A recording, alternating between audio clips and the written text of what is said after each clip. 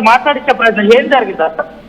పొద్దున సంస్థలో తీసుకొని సారు సారు వెళ్తుంటే ఆ మాజీ ఎమ్మెల్యే అయిన బాల్క సుమన్ రాళ్ల దాడితో కుండాయుధం చేస్తూ ఇజ్రాం జరిగింది. ఇజ్రాం జరిగితే కానిస్టేబుల్ తలకాయ కలిగింది. మా అనవారి పిల్లగాని కూడా దెబ్బ తాకింది బాగానే, 10 కుట్లు పడ్డాయి.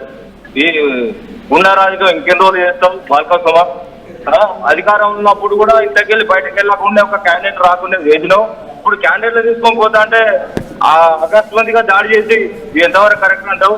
మేము వాళ్ళ కాన్వాయ్ ముందే వెళ్ళిపోయింది, తర్వాత వివేక్ సారు కాన్వాయ్ పోయింది.